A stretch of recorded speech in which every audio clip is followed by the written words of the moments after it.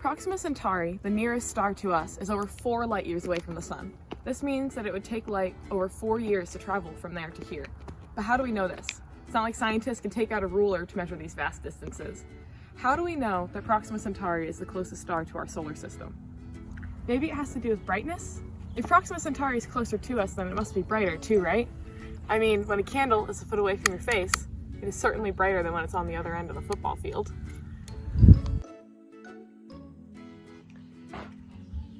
When light sources become more distant, the amount of light they deliver to your eyes decreases. This is a fact. So can't scientists just measure the brightness of every star and know that the brightest ones are the closest ones to us? Sadly, calculating distances is more complicated than that. It's true that more distant stars are dimmer, but we can't tell their distance from that alone because we don't know how much light the star produced to begin with. How are we to know that a seemingly bright star is close to us and producing an average amount of light, and not super far away, but producing a lot of it? So, scientists had to find a different method. Either they needed to figure out how to find the net production of light by a star, or they needed to find a whole new way to discover astronomical distances.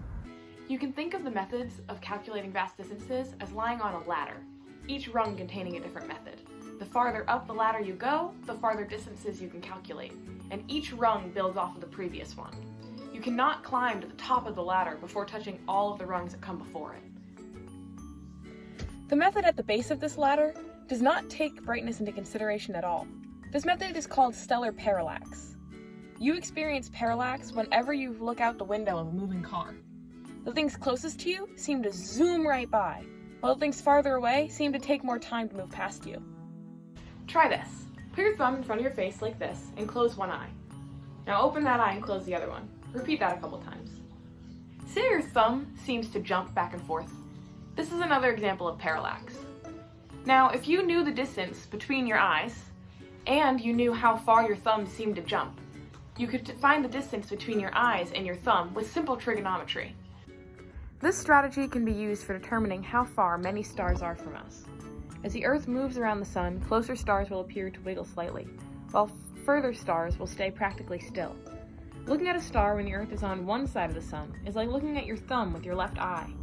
And when the Earth is on the other side, it's like looking at it with the other eye. So, Proxima Centauri, the nearest star to our solar system, is not the brightest one in our night sky. But parallax tells us that it is the closest to us.